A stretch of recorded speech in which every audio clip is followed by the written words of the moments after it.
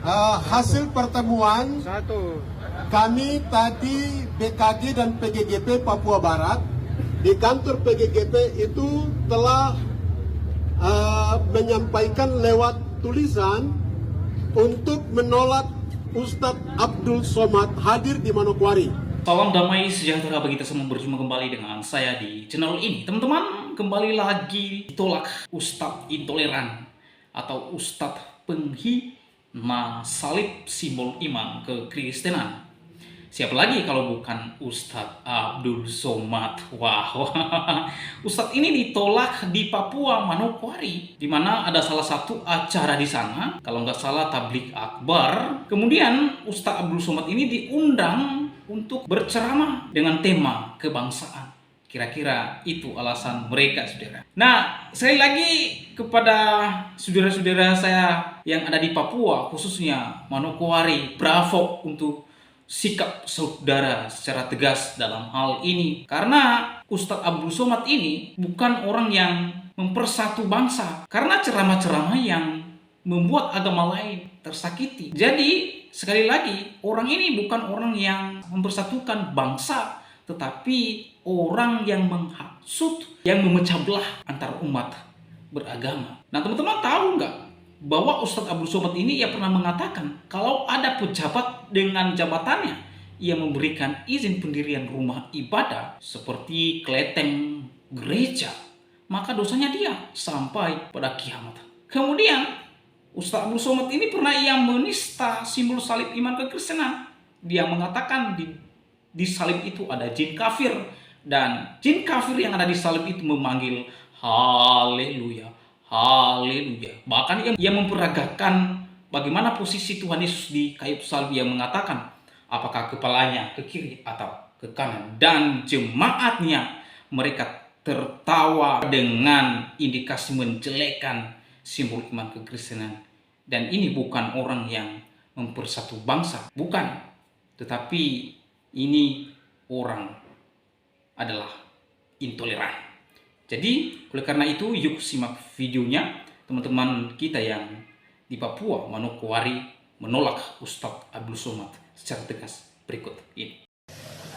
Bagaimana dalam agama Islam seorang muslim karena jabatannya dia memberi izin berdirinya rumah ibadah seperti kelenteng, gereja, dia dapat dosa jariah mengalir terus sampai hari kiamat. Ketua Badan Kerjasama Antar Gereja Kabupaten Manokwari. Jadi saya hadir di sini, saya kontak Ketua PGGP Papua Barat, tapi nomor di luar jangkauan. Nomor luar jangkauan. Hasil pertemuan kami tadi BKG dan PGGP Papua Barat di kantor PGGP itu telah menyampaikan lewat tulisan untuk menolak Ustadz Abdul Somad hadir di Manokwari. Lalu kami minta waktu ketemu dengan Pak Bupati menghadirkan dari pihak Muslim, baik dari PHBI, baik dari MUI, dari NU, PGGP, BKG, dan pimpinan-pimpinan gereja. Kami sudah bicara hampir 3 jam, 2 jam lebih di kantor Bupati. Dan hasil daripada pertemuan itu, Ustadz Abdul Somad tidak hadir di Manokwari karena besok pagi baru tiba. Jadi kami dari pihak gereja memberikan ketegasan bahwa Ustadz Abdul Somad tidak boleh hadir di Manokwari. Dan dari penanggung jawab Pak Abdullah Manarai bersama dengan teman-teman muslim yang lain mengambil sikap untuk tidak menghadirkan Ustadz Abdul Somad di Kabupaten Manokwari. Jadi sudah resmi bersama dengan Pak Bupati, Pak Wakil Bupati, Kapolres Manokwari, Dandim, PGGP Papua Barat, BKG Kabupaten Manokwari bersama dengan rekan-rekan muslim. Tadi kami sudah menyatakan di kantor Bupati bahwa Ustadz Abdul Somad tidak hadir di Manokwari, dan malam ini tiketnya itu sudah dibatalkan. Mantap. Sekali lagi Abdul Somad tidak hadir di Manokwari karena malam ini langsung tiketnya dibatalkan dan tidak akan ada di Manokwari. Itu yang saya sampaikan buat teman-teman semua. Saya Ketua BKG Kabupaten Manokwari bertanggung jawab sepenuhnya untuk keamanan Manokwari dari pihak gereja, karena BKG itu adalah 41 denominasi, maka Kabupaten Manokwari secara khusus denominasi gereja saya bertanggung jawab sepenuhnya bahwa keamanan Manokwari kita jamin bersama. Teman-teman di Muslim juga mereka rindu keamanan itu bersama, maka sikap yang kami ambil, kegiatan tablik akbar yang dilakukan oleh Ustadz Abdul Somad itu dibatalkan. Tapi ibadah mereka pada besok hari Jumat itu tetap berjalan seperti biasa. Kalau kita Kristen itu hari Minggu jam 9. Kalau di saudara-saudara kita umat Muslim itu di hari Jumat siang. Demikian yang saya sampaikan. Tuhan memberkati kita semua. Mari kita jaga Manokwari. Manokwari jaga kita. Manokwari adalah kota Injil, kota peradaban di tanah Papua. Mari kita jaga keamanannya bersama.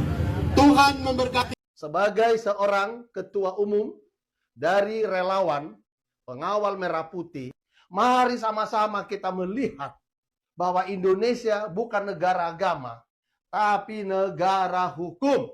Hukum sebagai panglima, hukum sebagai panglima, hukum yang berdaulat, hukum yang berkuasa. Tidak ada boleh orang timbang pilih dalam melihat perkara hukum terkait dengan diduga adanya penistaan. Mengkhawatirkan itu Bapak Ibu ketika masuk model pejabat tipe ketiga.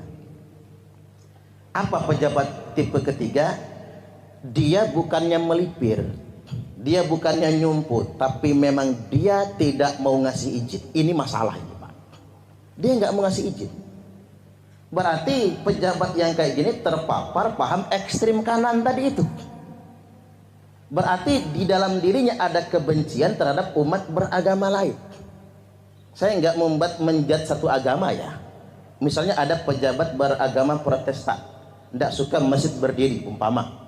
Ada pejabat beragama Muslim, tidak suka gereja berdiri umpama. Berarti dia terpapar paham radikal, ekstrim kanan. Di dalam dirinya ada kebencian terhadap umat beragama lain. Nah ini persoalan Bapak Ibu. Kayak kejadian Natal kemarin kan, umat lagi Natalan dipersekusi. Ada yang Natalan di rumah kan gitu, ada yang Natalan di ruku kalau tidak salah. Kan sederhana memandang persoalan tuh simpel banget kalau saya. Mengapa dia Natalan di rumah?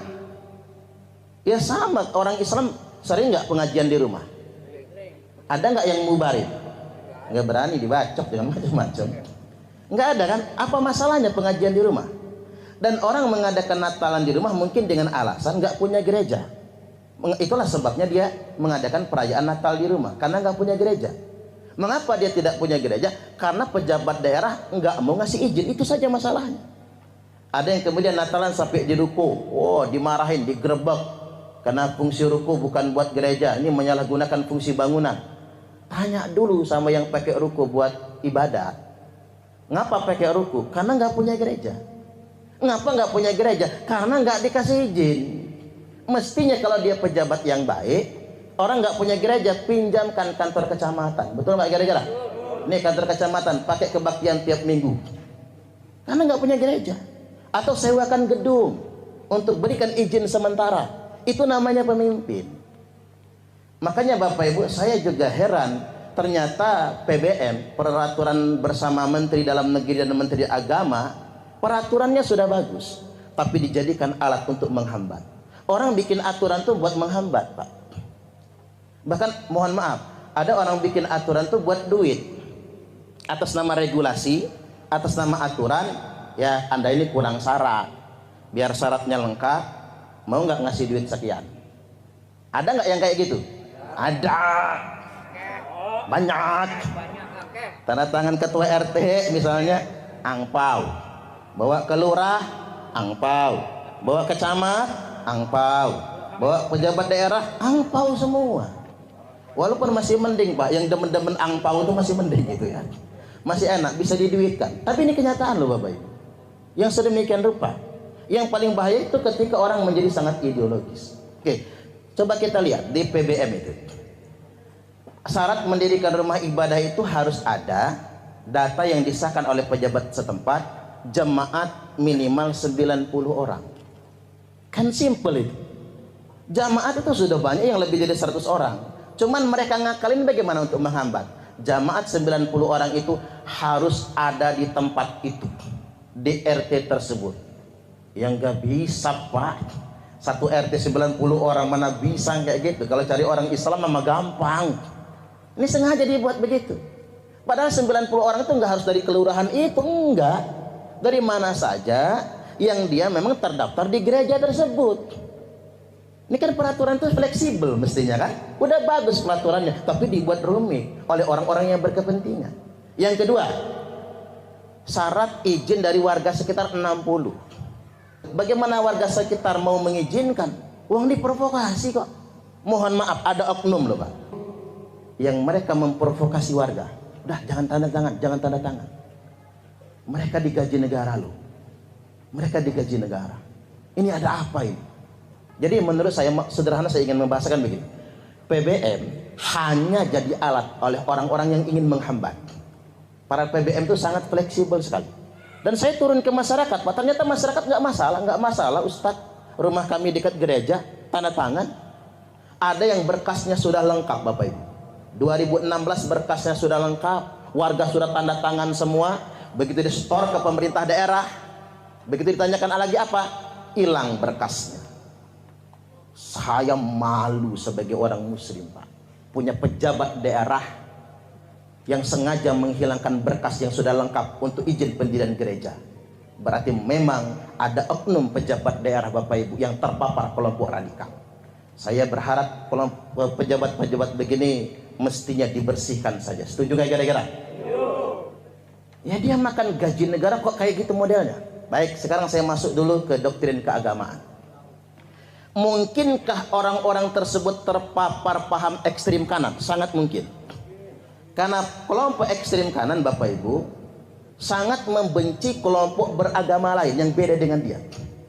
Nah kebencian ini kan hawa nafsu sebetulnya. Coba kalau kita mencontoh Nabi. Nabi itu bukan cuman Rasulullah, bukan cuman penerima wahyu, tapi beliau juga menjadi kepala negara di Madinah. Umat Kristen Bani Najran mendatangi Nabi di Madinah, lalu minta izin sama Nabi melakukan kebaktian di Masjid Nabawi. Nabi kasih izin. Sahabat-sahabat yang agak radikal barangkali sempat ingin melarang. Kata Nabi, da'uhum, biarkan mereka beribadah di Masjid Nabawi. Coba Pak, ini yang merasa paling muslim nih, yang sudah merasa jadi panitia surga, ayo dengerin dulu.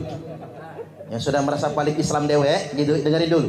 Nabi loh, kekasih Allah, orang paling mulia, beliau memperkenankan Masjid Nabawi sebagai tempat kebaktian umat Kristen Bani Najran. 60 orang yang datang bersama pendetanya, keuskupan dan lain sebagainya. Itu Nabi loh.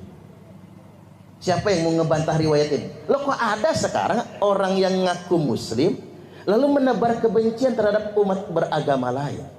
Bahkan mohon maaf, ada penceramah terkenal yang mengatakan begini, pejabat daerah yang ngasih izin terhadap rumah ibadah agama lain akan disiksa di akhirat nanti. Ada loh Pak. Penceramah ini laku lagi, terkenal lagi. Kok bisa ya? Ada orang yang mengatasnamakan agama tapi membangun kebencian terhadap umat beragama lain. Ada lagi tuh mu'alaf, tadinya Kristen masuk Islam. Oke, dia mu'alaf itu pilihan iman Bapak Ibu, betul nggak kira-kira? Tapi begitu dia menjadi muslim, nyaci maki agama yang dia tinggalkan. Walaupun sudah agak berkurang ya, karena masuk penjara kemarin soalnya. Nyaci maki. Dan itu sayangnya oleh sebagian umat muslim yang awam, saya pikir ini awam karena dia nggak ngerti, itu malah dielu-elukan, dibangga-banggakan. Padahal di Quran jelas loh kalimatnya, wala tasubbul ladzina yad'una min dunillah. Jangan sekali-kali kata Allah kalian menghina Tuhan-Tuhan agama lain. Coba yang suka menghina Tuhan agama lain, yang suka menghina agama lain, dia dapat dalil dari mana? Di Quran malah dilarang. Saya malah setuju sama Presiden Gus Dur. Makanya beliau itu wali, Pak. Kata Gus Dur, saya emang nggak takut di samping rumah saya gereja, kata Gus Dur. Yang saya takut kalau samping rumah saya diskotik. Betul nggak kira-kira? Saya juga heran di negeri yang mayoritas muslim ini, Bapak Ibu, dengan jumlah muslim terbesar sedunia internasional, lebih gampang bikin pijat plus-plus daripada bikin gereja. Betul nggak kira-kira? Perasaan pijat plus-plus di mana-mana ada aja. Karaoke plus-plus, diskotik. Jangan-jangan sudah ada yang pengalaman ini kayaknya ya. Gampang banget Bapak Ibu. Tapi kalau bikin gereja kok riwah banget. Coba kalau rumah kita di samping kita ada gereja, lu apa masalahnya?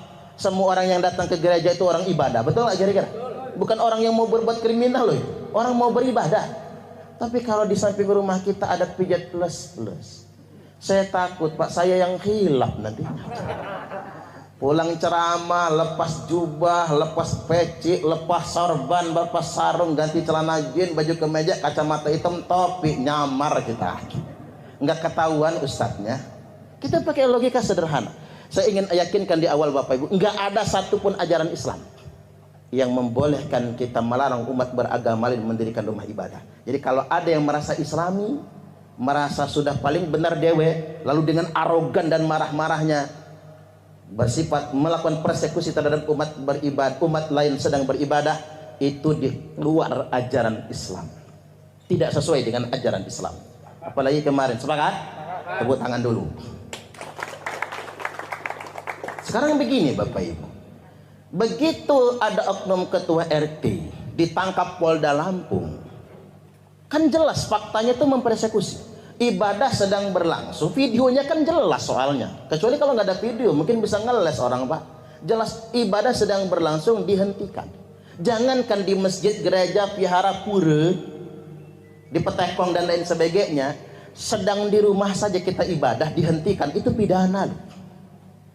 Pidananya itu triple itu kemarin. Satu, pidana penodaan agama. Kedua, melakukan kekerasan dan dengan ancaman kekerasan untuk menghentikan orang yang sedang beribadah. Tiga, memasuki pekarangan rumah orang tanpa izin. Kan lompat pagar dia, ngedobrak kan. Tiga pidananya. Ya Polda Lampung Bapak Ibu harus betul-betul meyakinkan ke dunia internasional kita benar-benar NKRI yang menghargai Bhinneka Tunggal Ika. Maka langkah tepat Polda Lampung, tangkap yang bersangkutan. Tangkap dan kemudian penjarakan. Tepuk tangan lagi. Biar polisinya pede menegakkan hukum itu. Tiba-tiba di demo, coba lihat yang demo siapa? Bendera hitam putih semua kan?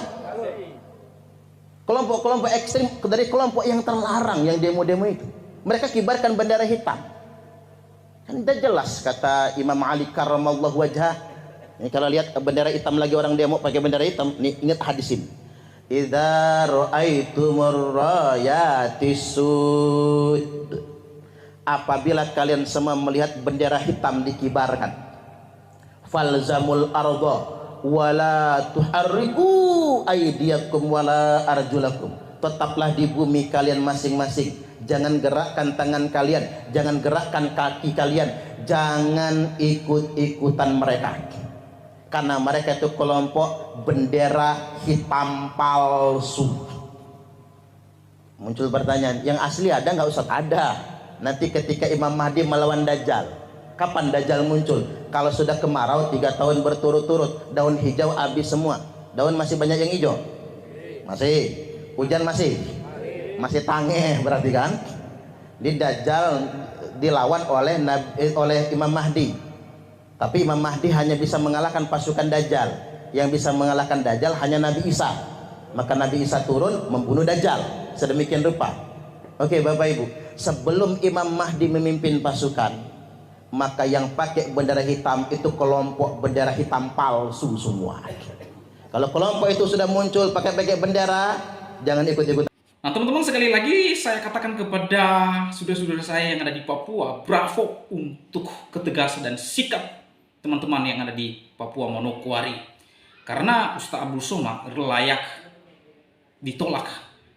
Karena orang ini sudah di blacklist di beberapa negara dan ada tempat-tempat tertentu di Indonesia karena ceramah-ceramahnya yang tidak mendidik serta mengedukasi jemaatnya. Cenderung ceramah-ceramahnya merendahkan dan menyinggung-nyinggung agama lain. Bukan kitab sucinya ia memperdalam dan mengedukasi jemaatnya, tetapi ia membahas-bahas kitab suci agama lain seperti simbol salib, iman kekristenan yang dia hujat, dia hina. Tetapi sampai saat ini orang ini tidak pernah disentuh oleh hukum sama sekali, saudara. Ya, pernah ia mengatakan bahwa kalau ada pejabat-pejabat yang jabatannya dia memberikan izin pendirian rumah ibadah seperti kelenteng dan gereja, maka orang tersebut dosanya dia sampai pada kiamat. Ya, ini ceramah yang intoleran, yang tidak mencintai, mau mempersatukan bangsa. Ini memecah belah bangsa. Nah, kemudian ia juga pernah menista simbol salib iman kekristenan. Yang mengatakan di salib itu ada jin kafir, dan jin kafir yang ada di salib itu memanggil haleluya, haleluya, dan bahkan ia secara tegas memperagakan di mana posisi Tuhan Yesus di atas kayu salib itu dengan mengatakan apakah kepalanya ke kiri atau ke kanan, dan jemaatnya ketawa terbahak-bahak dengan indikasi mengejek. Tentu sudah jelas bahwa ustadz ini adalah ustadz intoleran. Jadi dalam hal ini sangat tepat sikap dan tindakan saudara-saudara kita yang ada di Papua, khususnya Manokwari. Jangan sampai bibit-bibit intoleran disusupi oleh karena ceramah-ceramah ustadz intoleran. Dan sudah terbukti Ustadz Abdul Somad ditolak atau sudah di blacklist oleh beberapa negara tertentu karena intoleran, saudara. Nah, teman-teman, saya mengutip satu berita yang ditulis oleh doberainews.com yang menuliskan begini, MRPB tolak kehadiran Ustadz Abdul Somad dalam kegiatan tabligh akbar di Manokwari. Anggota Majelis Rakyat Papua MRP Papua Barat kelompok kerja Pokja Agama menolak kehadiran Ustadz Abdul Somad UAS dalam kegiatan tabligh akbar di Manokwari, Papua Barat. Alasan dibalik penolakan UAS karena dianggap sering berceramah menyebarkan ujaran kebencian terhadap umat beragama lain di Indonesia. Salah satu alasan mengapa Ustadz Abdul Somad ditolak itu karena sering berceramah dengan menyebarkan ujaran kebencian terhadap umat beragama lain di Indonesia, khususnya di agama Kristen yang menghina dan menista simbol salib iman kekristenan. Tetapi sampai saat ini dia tidak pernah tersentuh oleh hukum. Jadi wajar kalau saudara-saudara kita yang ada di Papua itu menolak. Bravo. Kemudian saya Yotam Junior di Daida, anggota MRPB Pokja Agama Perwakilan GKI, menolak dengan tegas kehadiran pribadi Ustadz Abdul Somad karena dalam video ceramahnya sering menyebarkan ujaran kebencian terhadap umat beragama lain. Tegas Yotam dalam rilis kepada media ini. Daida mengungkap warga Papua Barat sangat menjunjung tinggi kehidupan toleransi umat beragama di Indonesia. Bahkan kata Daida, Papua Barat mengenal konsep satu tungku tiga batu dan diangkat sebagai filosofi dalam kehidupan bermasyarakat, yakni konsep adat, agama, dan pemerintah. Konsep itu menurutnya menjadi filosofi kehidupan toleransi yang menjunjung tinggi nilai-nilai persatuan, persaudaraan, dan keluargaan dalam kehidupan bermasyarakat dan bernegara, sehingga yang menolak kehadiran Ustadz Abdul Somad yang dianggap sering berceramah dengan menyebarkan ujaran intoleransi, menyinggung umat beragama lain di Indonesia. Adapun yang dilakukan oleh saudara muslim kita, kegiatan ibadah ceramah terbuka atau tabligh akbar, tentu kami terima, tetapi tidak dengan pribadi UAS. Nah, ini ya, bukan acara yang ditolak oleh saudara-saudara kita Papua di sana, bukan, tetapi yang ditolak adalah pribadi UAS. Ya, diperhatikan ya, supaya jelas ini sangat jelas. Yang ditolak itu jelas-jelas UAS, bukan acara yang dilakukan oleh umat muslim di Manokwari sana, bukan, tetapi pribadi UAS. Ya, sebab dalam ceramahnya yang sering menyinggung iman dari umat agama lain, ujar Daida. Ya, nah, dia mengakui kehidupan toleransi antara umat Nasrani dan Muslim di Papua Barat. Dua putra Nabi Abraham atau Ibrahim, Ismail dan Ishak bersaudara satu ayah. Walaupun beda agama, tetapi satu tujuan, yakni percaya kepada Tuhan Yang Maha Kuasa. Persaudaraan itu memupuk semangat untuk hidup rukun dan damai sebagai anggota MRP Papua Barat Perwakilan Agama dengan tegas menolak Ustadz Abdul Somad dalam kegiatan tablik akbar di Manokwari, Papua Barat. Ustadz Abdul Somad dijadwalkan akan menjadi penceramah dalam kegiatan tablik akbar yang digelar di Masjid Raya Al-Kautsar Manokwari pada Jumat 22 Agustus 2025 kemarin ya. Informasi yang terkonfirmasi pada Kamis malam, panitia tabligh akbar perwakilan MUI bersama Pemda Manokwari, aparat kepolisian Polresta Manokwari dan Badan Pekerja Gereja di Manokwari telah melakukan pertemuan dan secara resmi membatalkan atau cancel kehadiran Ustadz Abdul Somad sekaligus membatalkan kegiatan tabligh akbar di Manokwari. Ya, sekali lagi bahwa yang ditolak itu bukan acaranya saudara-saudara kita Muslim yang ada di sana, tetapi yang ditolak adalah pribadi Ustadz Abdul Somad karena yang seringkali ia berceramah menyinggung iman agama lain dan menyebarkan ujaran kebencian terhadap agama lain. Oleh karena itu saudara, demikian video saya kali ini. Sampai bertemu di video saya selanjutnya. Tuhan Yesus memberkati kita semua. Shalom.